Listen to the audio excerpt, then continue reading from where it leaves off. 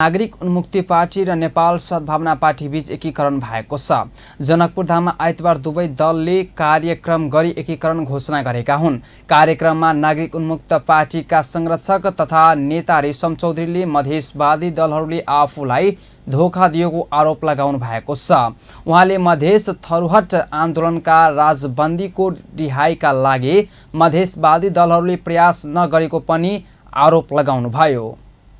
सामंतीपन से, ऐसे निरकुंशपन से मधेश को आज़ादी नहीं मिलेगा। हमको महोत्तरी जलेश्वर कारागार से कैदी और जो मधेश आंदोलन के राजबंदी हैं संजय शाह जी बार बार फोन कर रहे हैं कि रेशम जी, नेताजी आप हमको मिलने आइए। हमारा 8.5 साल हो गया, मुद्दा फैसला नहीं हुआ है, मुद्दा किनारा नहीं लगा है, हमको जबरदस्त नेपाल सरकार जेल में डाल रखा है। वैसे तो मैं मधेसी नेताओं को धन्यवाद ही देना चाहता हूं कि उन लोगों ने बार बार संसद में, सदन में और सड़क में हमारे बारे में।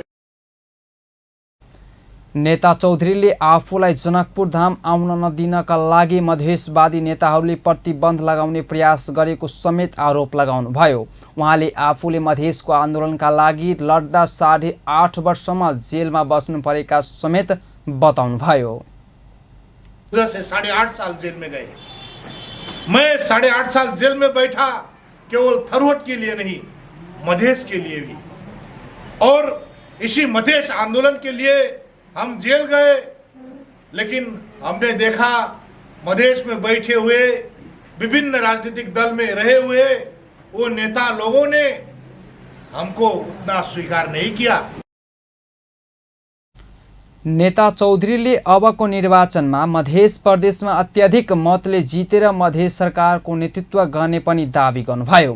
कार्यक्रममा नेपाल सद्भावना पार्टीका अध्यक्ष रामकुमार महतोले मधेस क्रान्तिको योद्धाका रूपमा नेता चौधरी पनि मधेसवादी दलबाट आबद्ध भएको क्रममा जेलमा बसे पनि मधेसवादी दलहरूले उहाँलाई रिहाई गराउनुको सट्टा चुनावमा नाम भजाएर मत बटोर्ने काम मात्र गरेको आरोप लगाउनुभयो। जब तक हम सब एक जगह, एक ढिक्का, एकता नहीं है, तब तक समाज के परिवर्तन केनाय, देश के रूपांतरण केनाय संभव नहीं देखला के कारण से नागरिक उन्मुक्ति पार्टी और नेपाल सद्भावना पार्टी के बीच विभिन्न समय में विभिन्न विषय सब पर गहन छलफल बैठक भक आय हम सब अंतिम निचोड़ में दोनों पार्टी के एकीकरण क देश के एगो मधेश के एगो संदेश देव के पड़ले कि अब देश में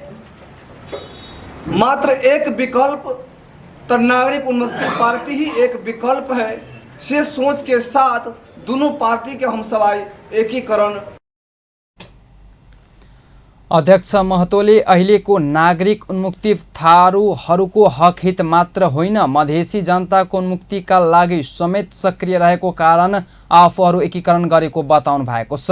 महाधिवेशनसम्मका लागि दुवै दलबीच 3 बुँदे सहमति समेत भएको छ। सहमति अनुसार आगामी एकता महाधिवेशनसम्मका लागि एकीकृत पार्टीको नाम नागरिक उन्मुक्ति पार्टी नै रहनेछ। महाधिवेशनसम्म पार्टीको झण्डा, चुनाव चिन्ह, छाप र विधान नागरिक उन्मुक्ति पार्टीकै रहनेछ। साथै केन्द्रीय निकायदेखि स्थानीय तहसम्मका पदाधिकारी तथा सदस्यहरूको संयोजनमा दुवै पार्टीको आन्तरिक सहमति अनुसार हुनेछ। एकीकरण कार्यक्रममा नेपाल सद्भावना पार्टीका महासचिव राजेन्द्र चौधरी र नागरिक उन्मुक्ति पार्टीका लक्ष्मण थारू लगायत दुवै पार्टीका केन्द्रीय, प्रादेशिक र जिल्ला स्तरीय नेता कार्यकर्ताको उपस्थिति रहेको थियो।